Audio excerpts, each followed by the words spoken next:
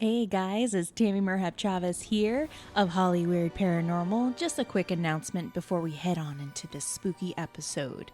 If you haven't been checking in on our social media lately, then here's a little quick update. You girls of Hollyweird Paranormal will be doing their first live show at the Pasadena Playhouse this Tuesday and Wednesday. That's October 30th and 31st. For more info and where to purchase your tickets, be sure to head on over to PasadenaPlayhouse.org. That's where you'll find the premium Halloween packages. So what does this package include, you might ask? It includes access to Susan Hill's performance of The Woman in Black, along with our live show, and you'll get a free glass of wine. It is perfection right there. What a better way to spend Halloween while watching a show about spirits in a theater that's haunted by spirits while listening to us talk about spirits as you sip on the spirits, of course. Be sure to use the code word SPOOKY during checkout to save 50% off on your tickets, which is pretty darn dope. Now we hope to see your lovely faces on the 30th and or the 31st. Now on with the show. Let's get Hollyweird.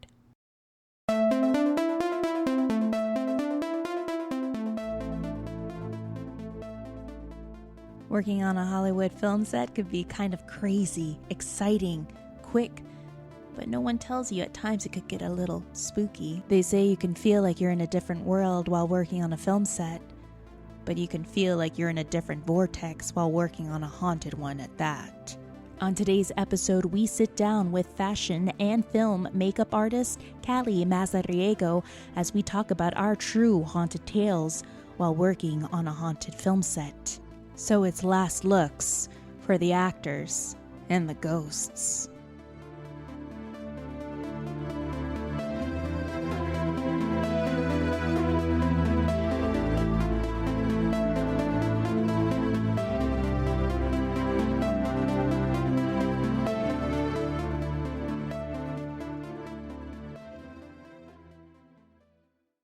Hey guys, we have a very special treat today. So we decided to do something a little different in honor of the month of Halloween. So we decided to have a very special guest come on our podcast. And we have the young, the talented, the beautiful Calie Mazariego.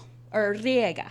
No, Riego. Riego, I got it right. Girl, you did that. I'm so proud of you. Thank you. So how we met was on a haunted film set.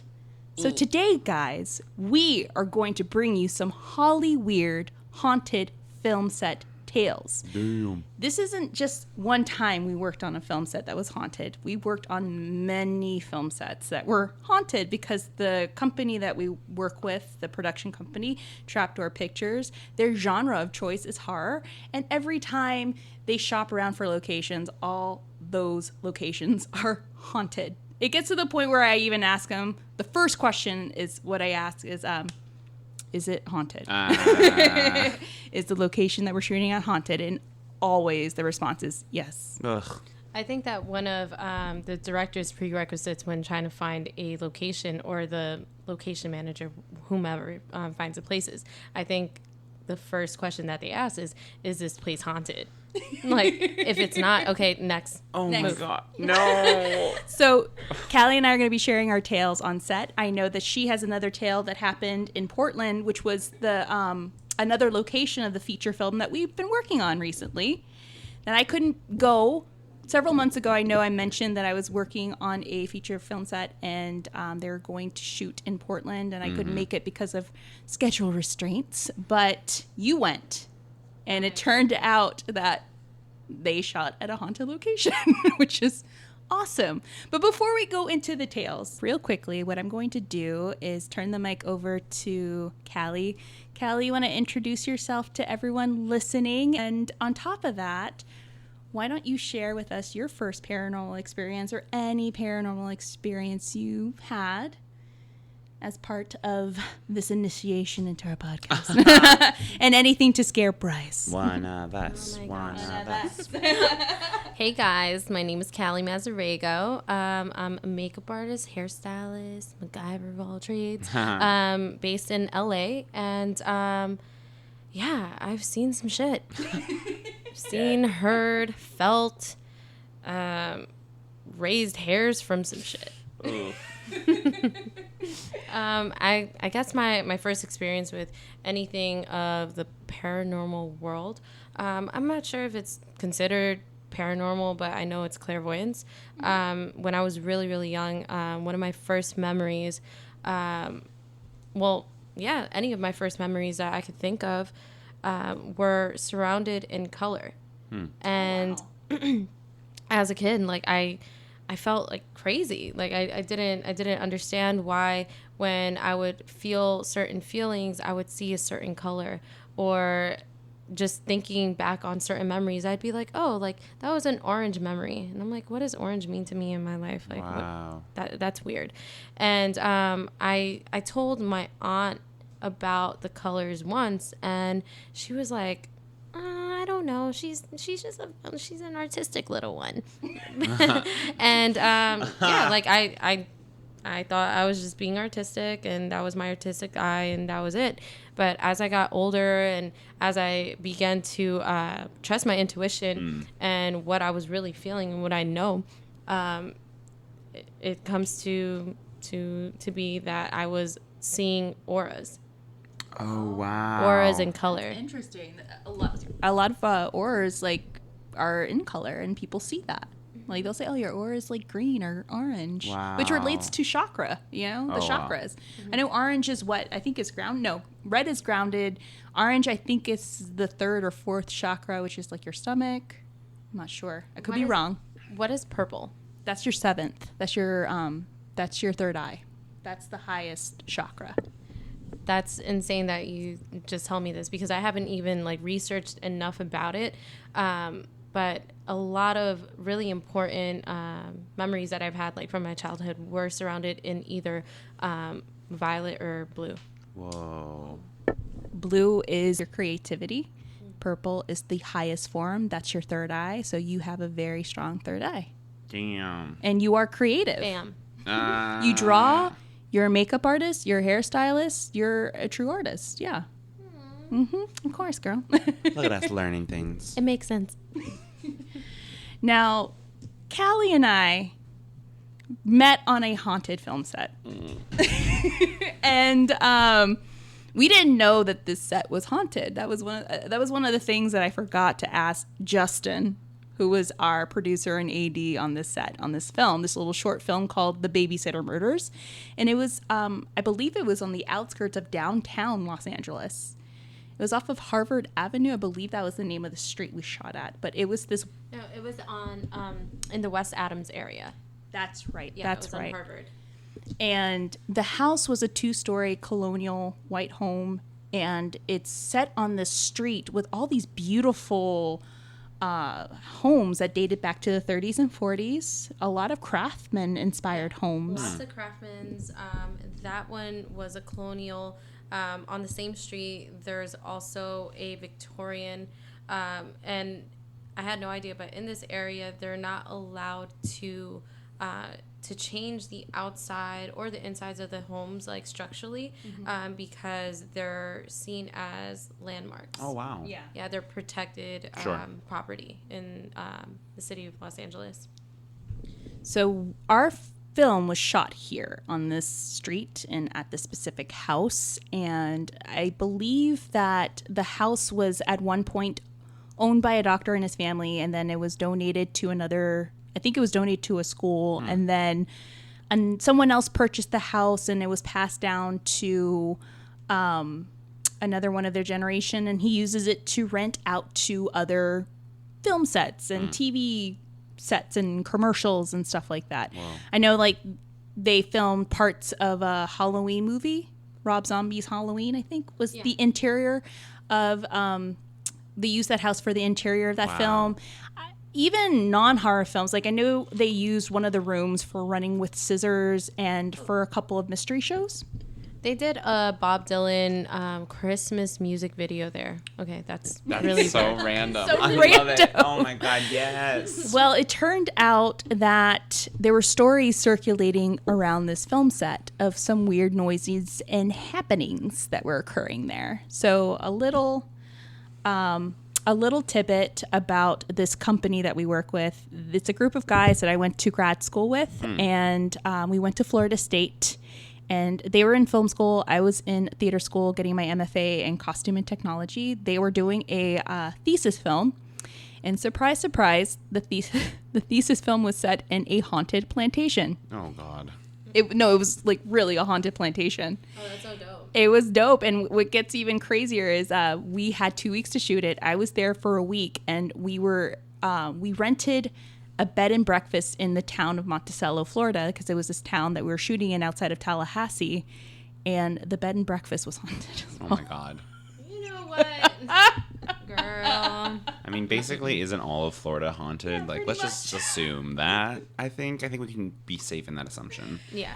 So fortunately, I didn't see anything on that film set. I heard and felt a lot of things, which we'll go into detail about when I have them come onto our podcast, because they know about our podcast and they are willing to come in and share their crazy tales, because they have a lot. Dude, I'm so excited. Yeah, they have a ton. So real quickly, did you feel or see any? No, I can't say I felt anything in that house. I wonder sometimes, too, it's like when you're there to work and that's like your focus, it's hard, because I think for me, anytime I've experienced the things that I can't explain is when I'm at like my least defensive, for lack of a better word, like either like right before I sleep or very early. You know, we always talk about like the quote haunting hour. So it's always so hard when you're like there to work. Yeah. Because that's like a whole different mindset. Yeah, for like sure. Especially like creatives, we are all so like, I'm here to work. It's time to show up.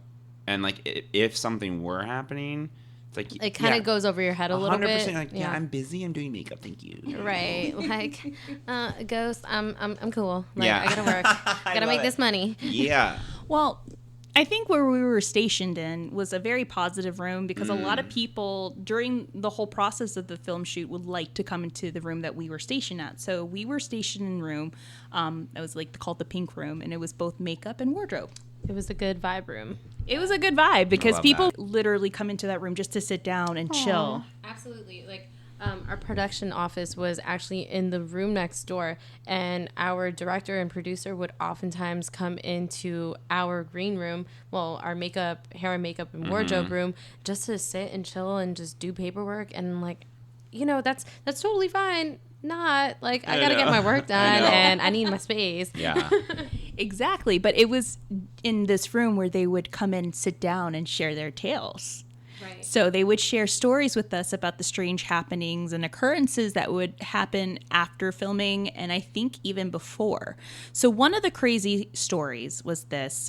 This is one that Justin told me while he was hanging out in the room, taking a break. So he mentioned that something happened where they were setting up the house before shooting. And it was the room across from us. They used one of these rooms as storage to store like the flats and these walls. They had all the flats and the walls up against the wall. So that's what they set the night before shoot in this room. When they came in the next morning, all those flats were on the floor. Creepy.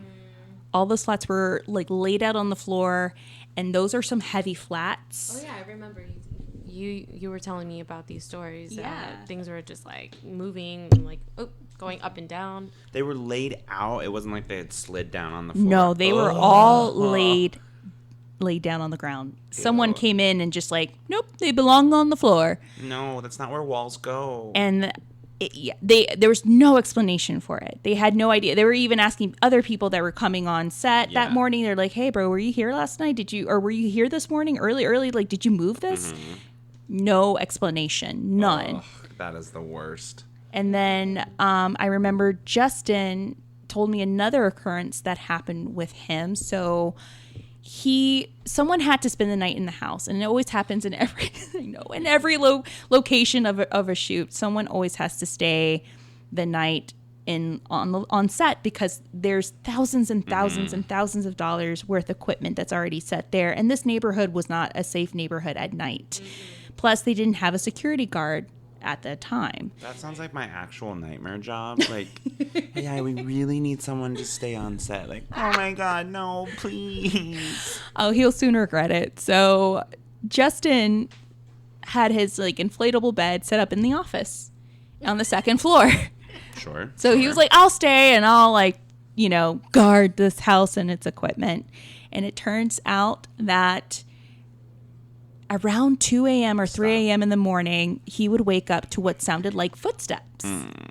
And then he started to hear what sounded like marble balls were like rolling all over the attic. No. And Justin, he's another one where it's like, no matter how many things happen to him, I would call him a very open-minded skeptic, but he's the type that will get up and start roaming around and saying like, who's here? Like his first thought is who's in the house? Right. Yeah, he's like, who's trying to steal my shit? Right. Yeah, it was like, who's trying to steal our equipment? Because Literally, they had a lot of great equipment, a lot of expensive cameras. Yeah. So he brought a baseball bat with him that night. Because, you know, the nature of the neighborhood. Sure. And he walks around the house, turns on all the lights. No one's there. No one is around. And then when he's downstairs, he hears what sounds like footsteps upstairs. So he's like, okay, there's someone in the house. He is like thinking, no, there is someone here with me. And he goes up the stairs. There's no one. He ends up calling the police. And they show up. Oh, they damn. do a sweep of the house, and they find nothing. They don't find like a broken window. Wait, I didn't even know that he actually called the police and they did a sweep. Oh yeah, they did. What? Damn. They did a sweep because he got scared. Yeah. I think he didn't want to admit that he got scared. Justin, we know you. We know you're a little scaredy cat. It's okay. All God's children. It's okay. He said, yeah, 2 officers showed up at the house. They're like, is everything okay? And he's like, I just want you guys just to walk around this house just so, you know, he feels safe because he has to stay the rest of the night there. Oh. So they did a sweep and nothing came up. Damn. But this happened every single night that he was staying the night. That's insane. It started happening. So he asks this dude, his friend of his, who is, by the way, a Marine. Nothing can scare this guy. He's 6 foot tall. He is a mountain of a man. So he asked this guy, bro, come and stay the night with me in this house. And I want you to hear these things that are occurring. I don't know if I'm going crazy. I don't know what it is, but I need some validation. So the guy stays the night with him. They wake up to the noises again. Sounds like footsteps. Sounds like marbles. Wait, they both hear it this time. They both hear it. Girl, good night. I'm out. I know. Good luck. Steal what you want. I can't. Take it all. Yeah. But the dude, no, the guy, the Marine was like, there's someone here. No, bro, there's someone here. And he's like, I'm going to save the day. Oh my God. I'm going to be that hero. So he goes up to the attic with a flashlight and he notices that there is this bin, this little like bucket of marbles in the middle of the attic. And what's outside of that bucket are marbles. No. But no one's upstairs. No one's in the attic. The guy goes downstairs and they're in the second floor. And then Justin says it sounded like there was a party going on in the basement. Oh my God. Both of them heard voices and they heard what sounded like shuffling in the basement. What? Do you remember the basement? Yes, I remember the basement. Remember how the basement was huge? It was vast. It almost looked like back in the day they used to hold horses there, like almost like they had like stables there. Like I actually shot part of a feature there a couple weeks ago, and I had access to the whole house before we set up, and I actually like walked the premises and saw things that I didn't see the last time, and I noticed that the basement there was iron gates for doors and iron gates on the windows on the ground floor, which was the basement in terms of like the structure of how the house is built. But when you go into the basement, it almost like has arches that resemble where you would put like horses, but just more miniature, if that makes any sense. Yeah. And that kind of like strikes me as odd. If it's not for horses, maybe it was influenced by stables, but at the same time, like, what were you guys holding down there? Yeah. Oh. Exactly. that kind of fucked me up a little bit. I'm not gonna lie. I'm like, it just like reminded me of that episode from American Horror Story. Mm-hmm. What season was that? Coven, maybe? Isn't there a creepy basement? No. What season was it that? Was it the carnival or the circus? No. I forgot what Freak season show? it was. No, it was Freak Show. Like it was that weird lady They're all weird. That drank blood. Oh yeah, that is Coven. That was. That was Coven. Yeah. Yeah, it reminds me of that episode of Coven.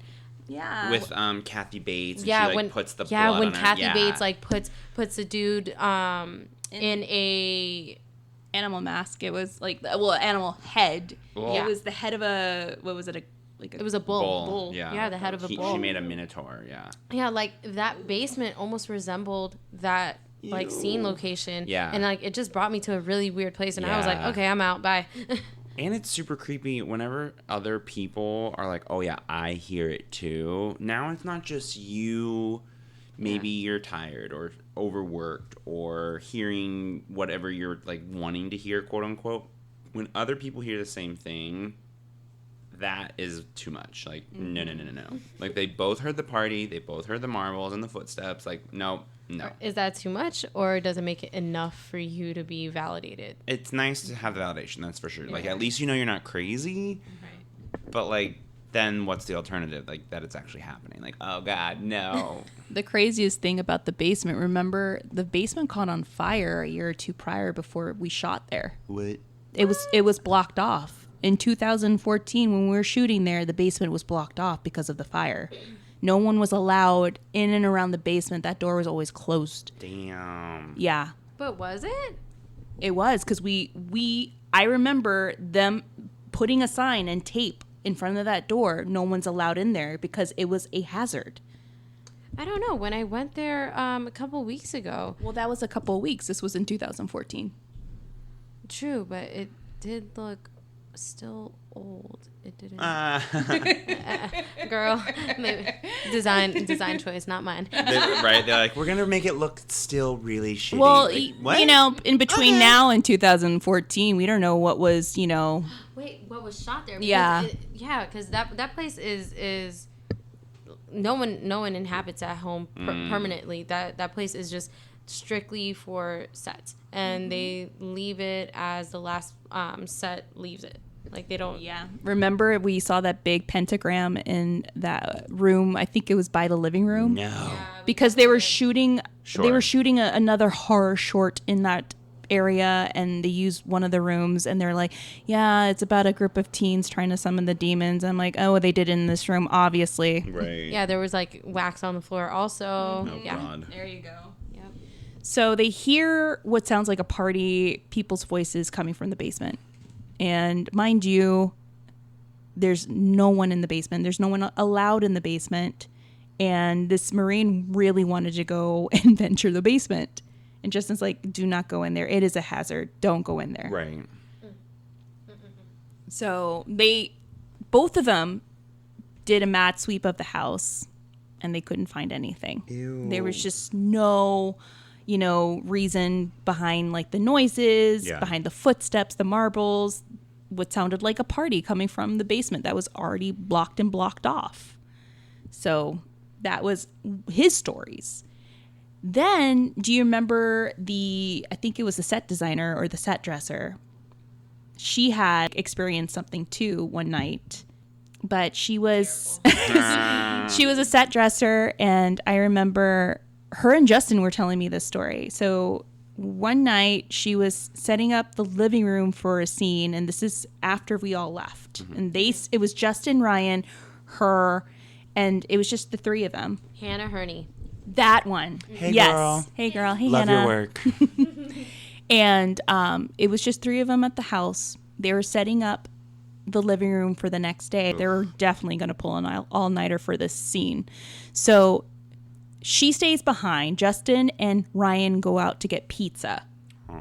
And she decides, I'm going to take a little nappy nap on this couch. So she's like laying down. She's looking at her phone. And then she hears footsteps upstairs. Oh. No thank you. No, ma'am. She gets up out of the couch. She's like, oh, Ryan, Justin, are you there? So she goes up the stairs. She's hearing the shuffling, and no one's calling out to her. No one. my God. So she's getting a little scared. She's like, did someone like sneak into this house while I was laying down on the couch? So she calls Ryan and she calls Justin. She's like, can you guys come over immediately? So fortunately, they're already halfway there with pizza, which is nice. That's the dream. That is Right. strange. They Like, come. if you can't ward a ghost or an evil spirit away with, like, crystals or, like, healing light, pizza is your next best option. Cheese works. It does. The oregano, maybe the little fennel, the herb work in there. You got it. Yeah. We're going to get so many emails like, that is not good advice. Yes, it is. Yes, it Pizza is. life. It's life. It's our safe word. It's everything. It's everything. Pizza is my religion. I convert. There's also Pizzagate. Pizzagate. I don't know what that is. How do I not know what that is? Oh my God! Look. How do I join? I know, right? No, you definitely don't want to join And Pizzagate. that is how you end up in a cult. It's fine. I I think think it that's is what a it would cult. take. Like, if they offered me free pizza, I'd be like, look, I'll consider it. It's fine. Pizzagate is a debunked conspiracy theory that went viral during 2006 U.S. presidential election cycle. Pizzagate. That's what it is. Annoying gate. Yeah, right? All right, so they come in. They pull up and they notice that she's sitting outside. And she is kind of freaking out. She's like, I swear to God, I heard what sounded like footsteps on the second floor, and I thought it was you two. And they're like, no, we just came back with the pizza. And she's like, well, I am not going to go in there unless, you guys come inside with me and figure out who's in this house. And then Yuck. Justin tells her, oh, well, here is what's been going on. So he tells her this has been a common occurrence. Mind you, the time that this was all occurring was around 2 a.m. No. It's getting close to magic hour. Yeah. Yeah, and it's the same time that Justin, whenever he would stay the night, would hear these noises. Oh, 2 o'clock was it? Yeah. Their magic number. Exactly. So. So those were the creepy tales from Damn. that location off of Harvard Avenue. Well, thank goodness it was just that, and it wasn't like trying to mess with the shooting or like any of the actual equipment or like. That's still so creepy, though. That we know of. Yeah, right?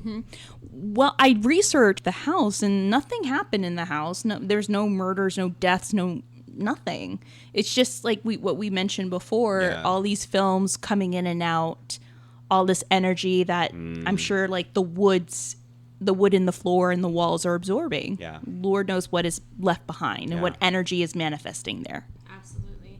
Even if it's a fake seance, like a theatrical seance, like it's still putting the intention out into Totally. the universe. And yeah, that house has seen, has absorbed, has felt some shit. Totally. Oof. That gives me the willies. So this little short film is done. Yay. Babysitter Murders was done. I'm going to have to find a link so I can put in my show notes or in the Instagram or Facebook links. But so that was done in 2014. They pitched this little film, and we finally get backing for the feature. Yes.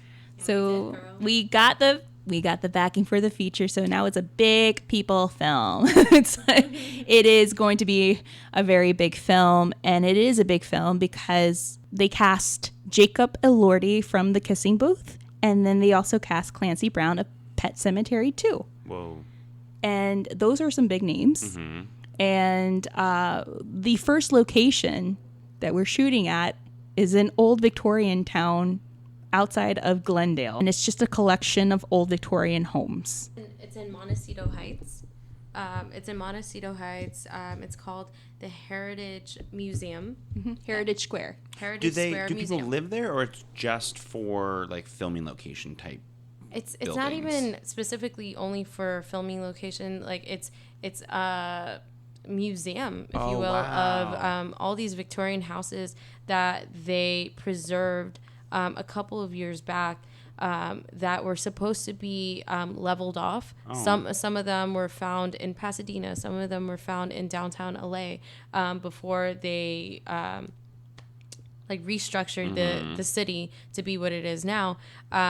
So a lot of these beautiful Victorian houses were being leveled off, and There were some in particular that were just too special to be leveled off, and they were preserved. They were actually lifted, put on a like a truck on a trailer, and they were completely moved to this location. They were restored.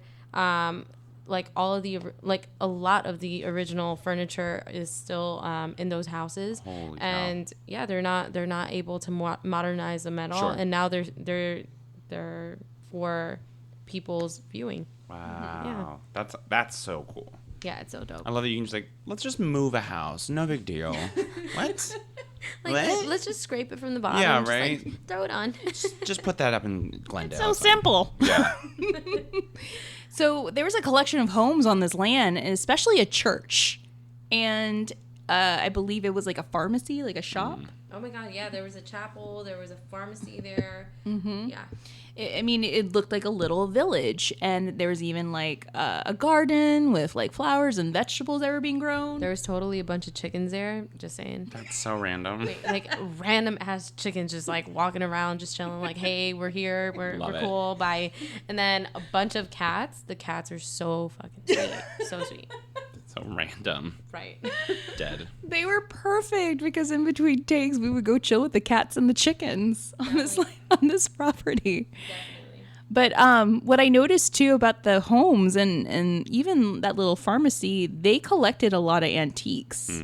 So Lots of energy in any of those things. yes. Mm-hmm. So where do we begin with this? I want to say that we were in 2 to 3 locations where we were filming on in that property. So the first house where we were set up, you weren't set up there in that one house that was next to the White House. So wardrobe was set up in the second floor of one of the homes of this square.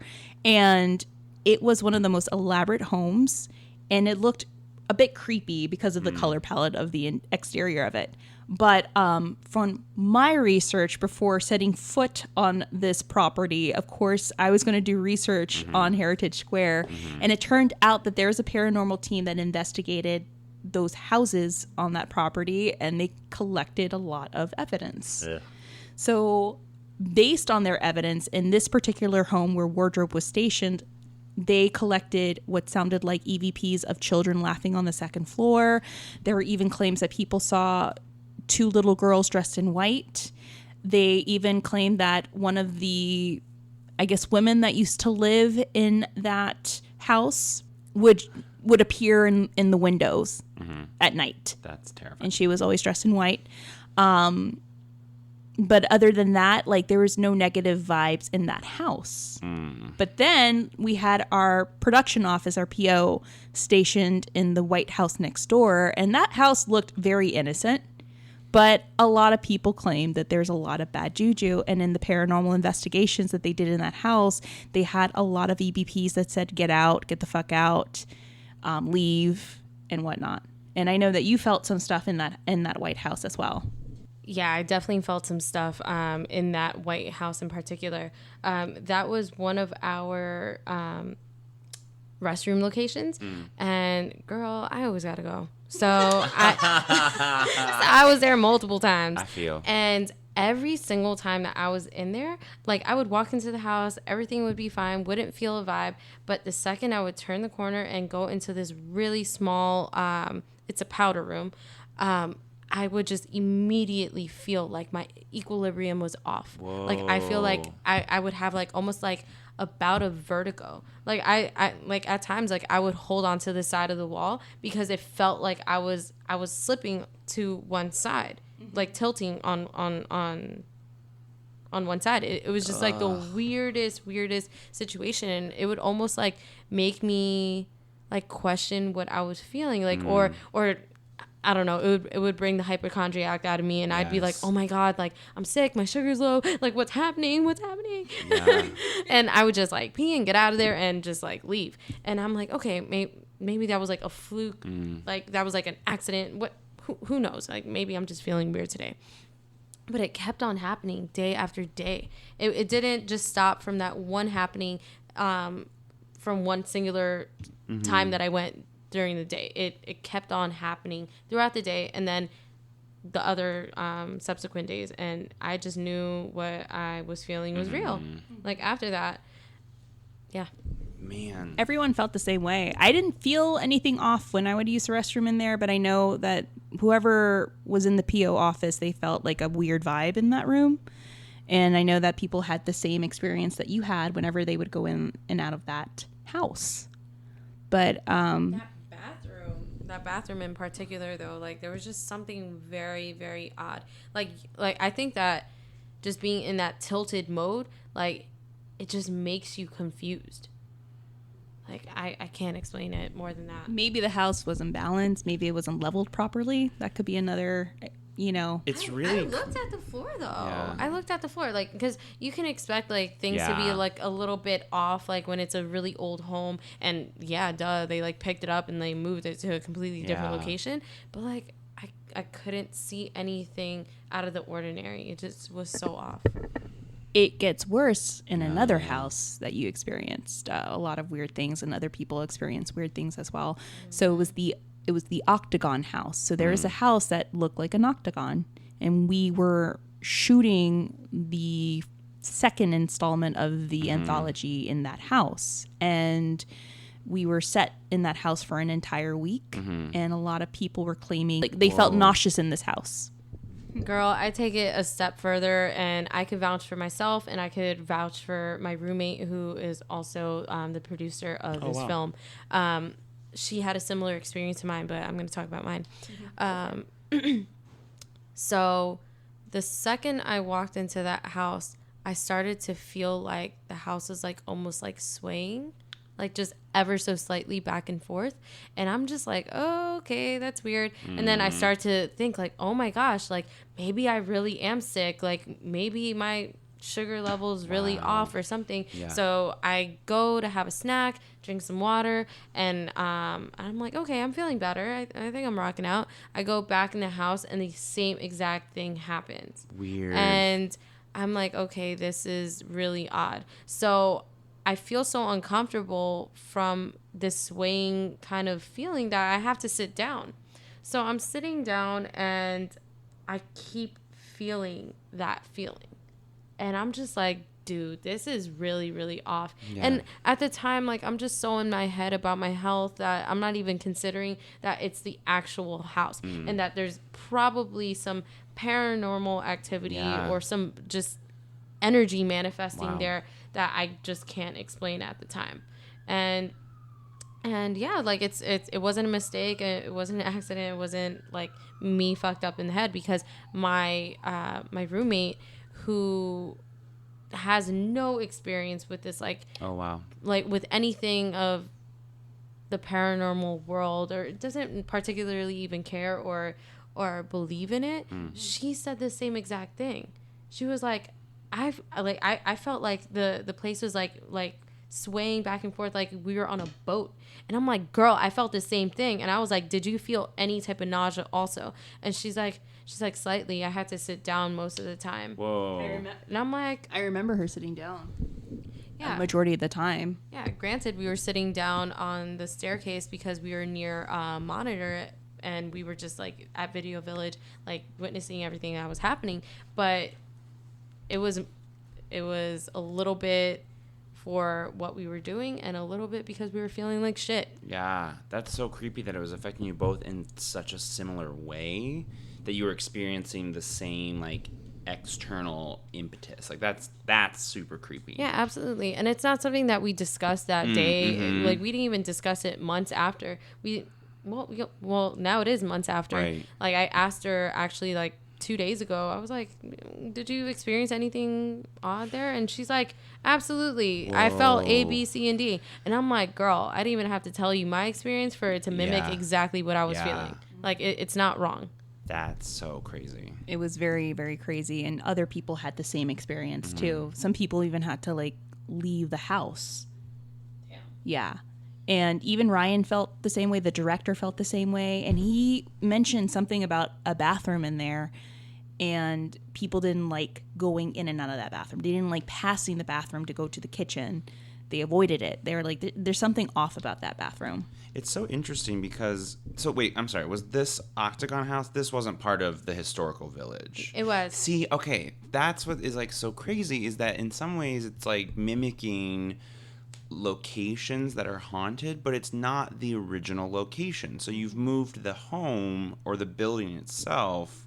So I wonder if that's why the residual energy is not presenting in like a super manifested way, because it's not like the original plot of land where whatever may have happened actually happened, but it's just like the echo that's, like you were saying, absorbed in the wood, absorbed in the walls, whatever it may be, that's affecting people, but not in like a super concrete way. Like you've been saying, like these sort of like nebulous feelings, and then it just builds and continues, and that's like, so crazy. Whatever energy's in there, it's kind of like almost like a scared energy to come out. Like they're trying to make contact, absolutely, by affecting us like on a cerebral, on a physical almost level. But I don't know. I want to take it a step further and actually question where the actual wood was derived from. Oh, wow. Like, was this wood just the first time, like when the house was built, was it just new wood and whatever, like to build that? Like, I actually like question, like, was that wood repurposed from like a boat? Yeah, anything like that. Anything. For the swaying. Yeah, anything close to water, like any like I don't know. Wow. Well, we always shipwreck material, boardwalk wood. I don't know, like things that are like constantly being reused and refurbished. I really do wonder if it has the energy of anything seaside related. Yeah, and we always talk about that, where it's like layers that like permeate through history of like, who knows, like as far back as you trace it, those are still echoing through the layers of like the decades. And that's, I would not be even remotely surprised. It's like, surprise, you're in like a boathouse. Damn it, not again. Let me live my life on solid ground. Like, God.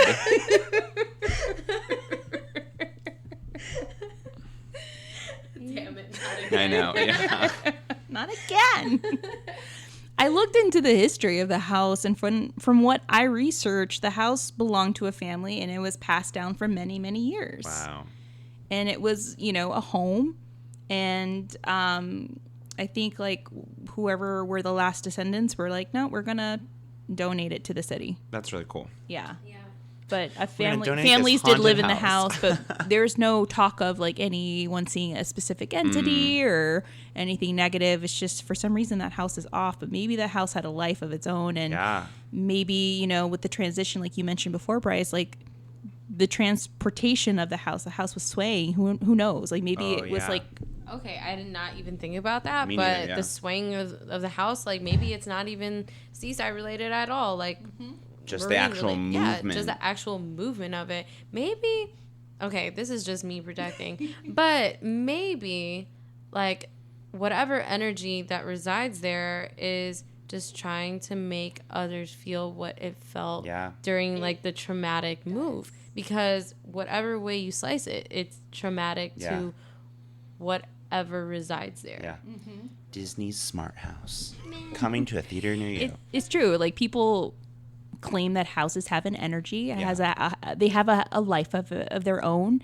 And there's even people that I've heard in other episodes of like paranormal podcasts where they're like, I walked into a home and it was like calling out to me to live here. Like, you got to live here. This should be your place. And there's other people that are like, man, I got a bad energy from that house. Totally. That house is not like people, So maybe these homes have a specific energy. Who knows? Because they've been transitioned. They've been taken out of their, rooted land and transported to this other, side of the city into a different land. So who knows? Yeah, I think that is true. Like, have you ever been where you just like go to someone's house and for whatever reason you're just like not about it. Like sometimes it's a smell or like some random, like whatever you want to call energy or just vibe that you're getting. And you're just like, I don't like this house. Or like we were even talking before we started filming where you're like, you were mentioning that this is the first time that the place you've been staying feels like home. There is like a feeling that you get,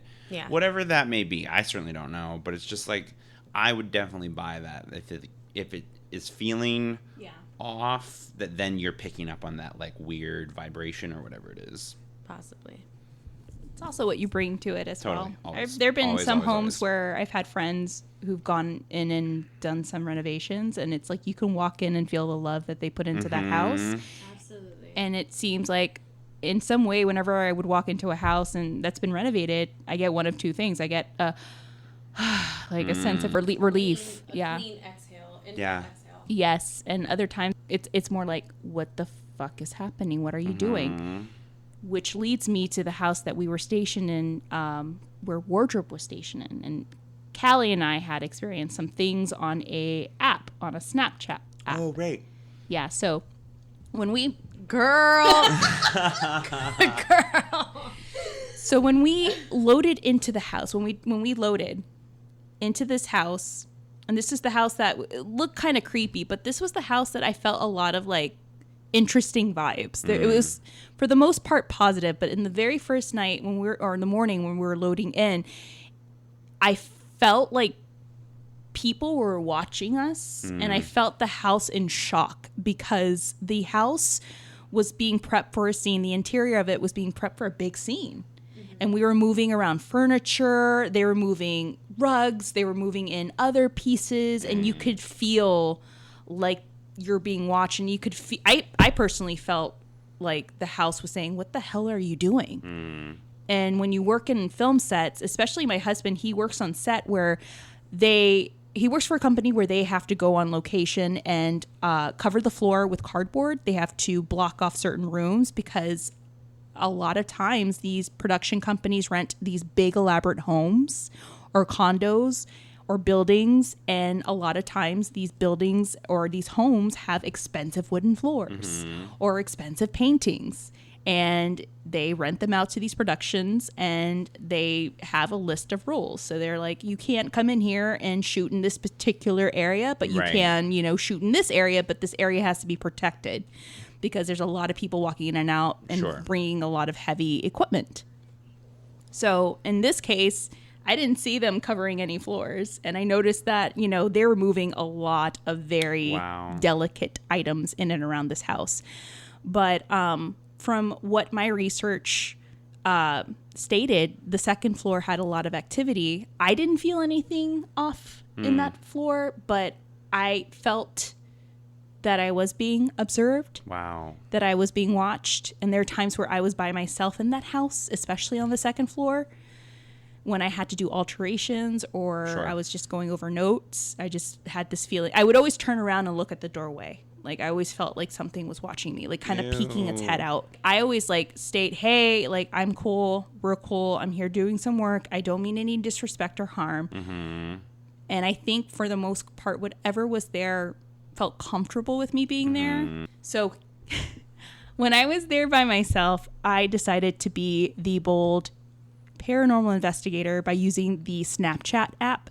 And there's a technique with this app where if you reverse the camera using the facial features, the facial recognition feature, there have been some videos on YouTube where there have been people who've used that feature, and they've used that feature whenever they would reverse the camera on them or wherever room they're recording or trying to take a picture of, and you can see clearly, like, for example, the puppy dog. You can see, like, there's this thing in front of you that the camera and the app is recognizing that you can't see, but it's there. And the app is recognizing the facial feature. We posted this on our Instagram. If you dig deeper into our earlier post, you can see the video.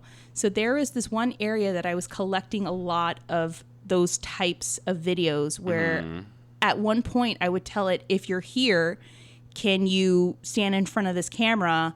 so we could see you with the puppy dog ears, and it would show itself in front of the camera. Yeah, and it was really crazy because even before she would say that, like, I'd be like, I would have my Snapchat puppy dog, I guess, facial recognition thing on, and it would not appear for me. Weird. But the second that Tammy would call it out and say, hey, like, are you here? Like, you know, we feel you. Like, can you show us, like, through the puppy dog?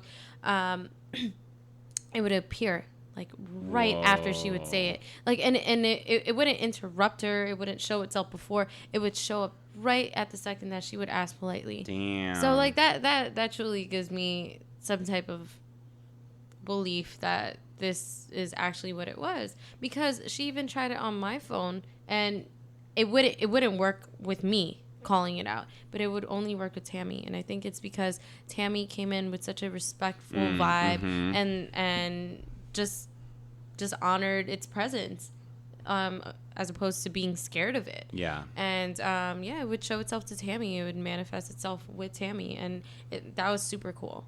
Super, super cool. But from my own experience in that house, I only felt like a loving and inviting energy. Wow. Like, I never once felt like I was, like, in peril, or something was trying to hurt me, or someone was trying to scare me. Nothing like that. Like, I felt invited.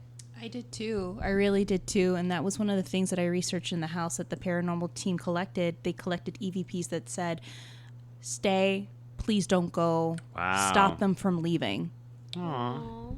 And from what I researched, the house was owned by a family and was passed down throughout this family tree. And from what I researched, the family, they were a very normal family. They were very loving. They always threw, they would always throw parties during Christmas and certain holidays. So it was a very loving atmosphere. And that's what I felt. And when we had to leave that location, when we had to move to a trailer because they had to open that house for tours, I felt like it was this weird pull, like, don't go. Wow. It was I don't know how to explain it. I almost got emotional leaving because it just felt like it didn't want us to leave. No, Tammy definitely got emotional. I could totally remember that. Like, you kept going in and out of the house even after.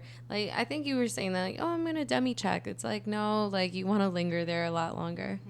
It was like, wow. It was as though they were calling me back. I don't know how to explain it. I never felt anything like this anywhere else. But the trailer that we were set up in was, I want to say, almost like a block away from where the house was located. And it was just like this weird pull. It, like, whenever we would have a break, I would always tell Calie, like, Calie, do you want to go hang out on the second floor? Totally. And every time I would go and hang out, it was always like, oh, welcome back. And I would always use a Snapchat app to communicate. And it would always appear for Tammy. That is like, so crazy. Day after day. Like, different times of the day. It would only appear for Tammy. And I thought that was fucking cool. Snapchat, keeping families together. I know. And ghosts. And goose. Very much alive. Yeah. Not dead. All right. So we end shooting, and we go to another location, and we finish, shooting what we can in that other location. And then, of course, the film is sent to Astoria. Now, you, Calie, have a lot of receipts and tales about what happened on that location because it was creepy.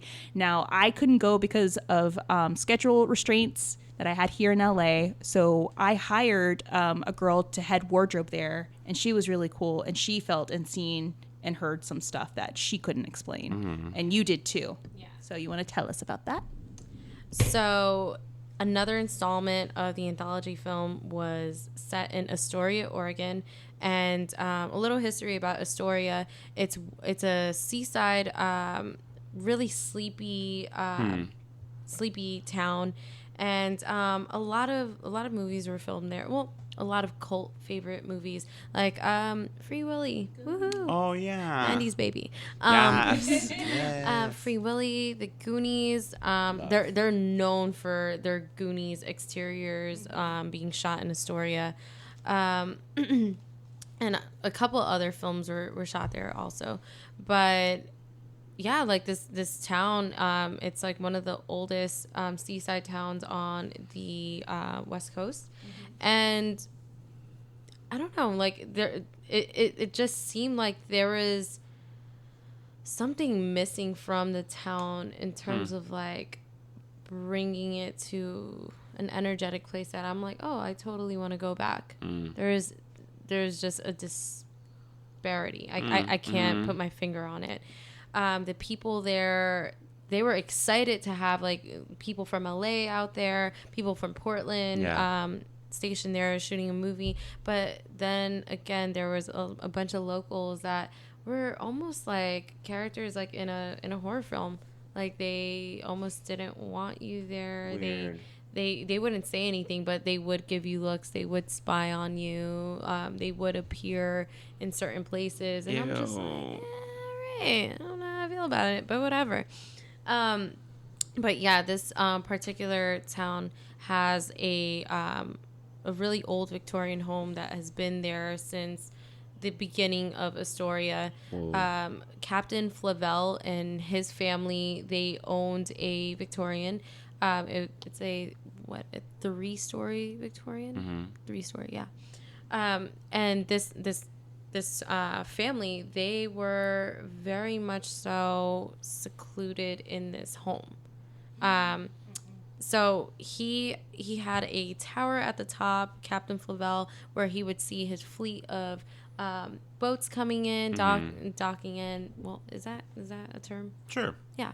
I'm not nautical, so I don't know. Yep. Right. To port. And the kids, his wife, they live there also. And but that was a thing for them. They were very secluded in that home, from what I heard.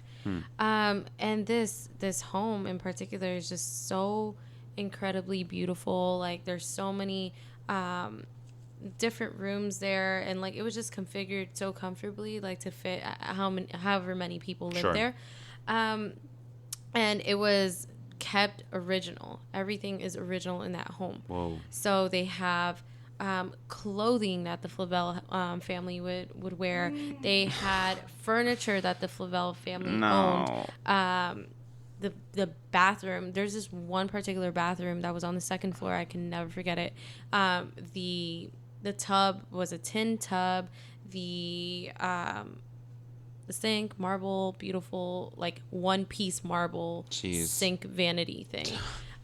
Just super old school, like the pull string for the toilet. It was just really, really beautiful. Yeah. And they had a really nice, beautiful big window overlooking the backyard. There's such a beautiful garden there. Like it was just a beautiful vibe.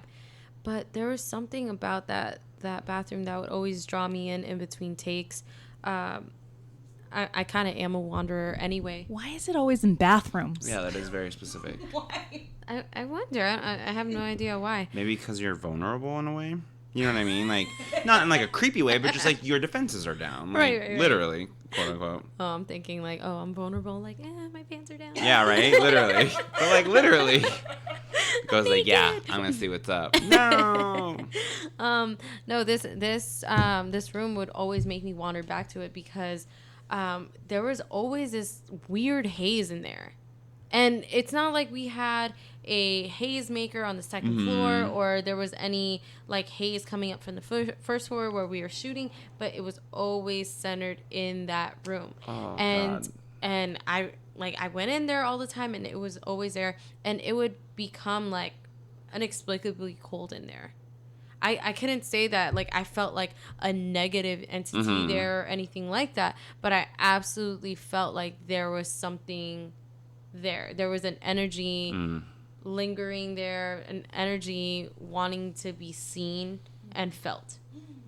Like seen in the form of haze and felt in the form of that like particular cold. And it wouldn't be the entire room that was cold. It would be this one small area in the bathroom. And I'm just like, am I crazy?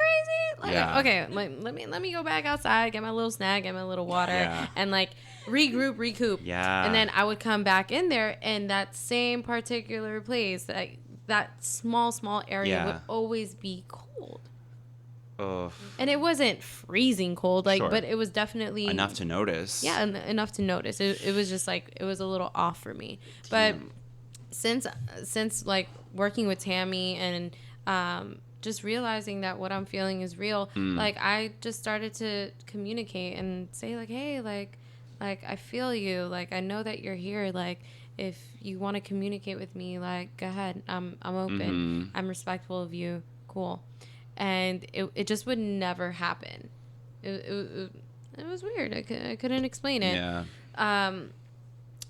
But yeah, that was the Flavel home, and there's other weird stuff that would happen in that home. Well, that I saw in that home, like they had portraits. Like I guess like in colonial times, like it was I don't know what class you would be in to be able to make these kind of artifacts, but when people would pass, they would collect locks of hair and they would they would like crochet it into flower wreaths.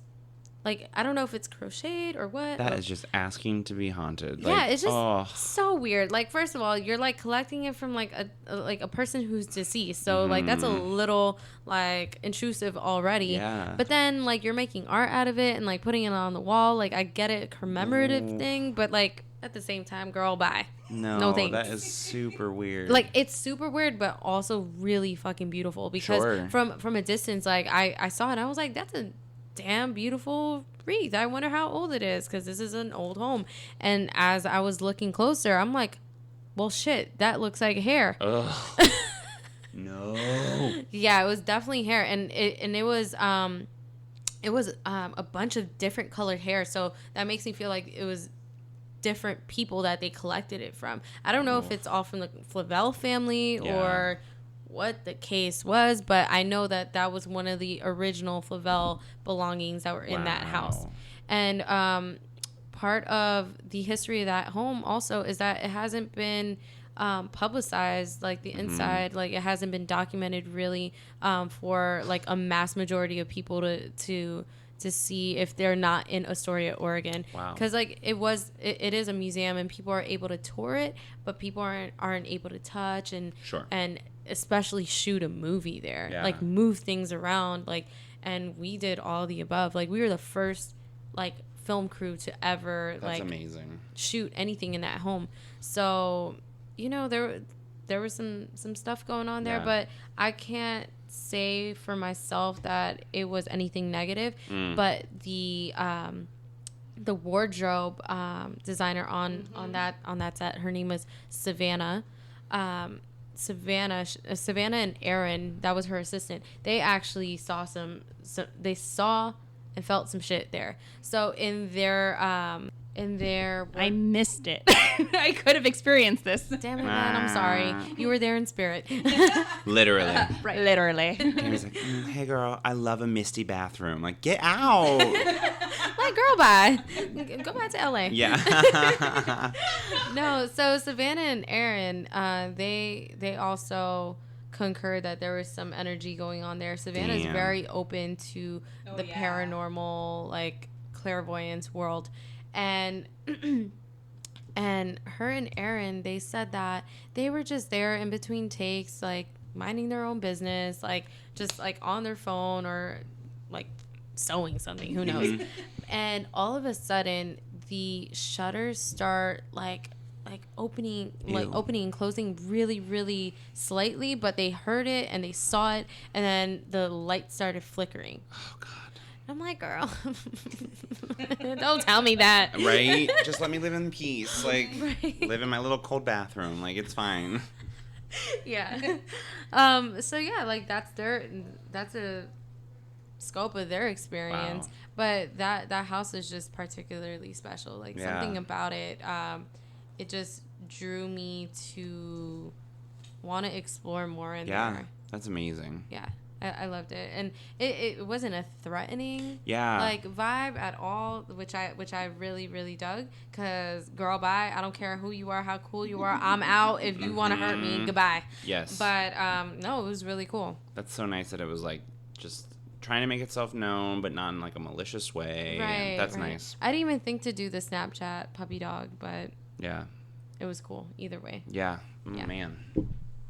And there you have it. Those are the haunted onset stories that we wanted to say for you guys for the month of October. But it was a lot of spooks. It definitely was. And I know that Ryan and Justin have other stories as well from other film sets that we worked on. I know from the Haunted Plantation set that we worked on, that had a lot of crazy stories.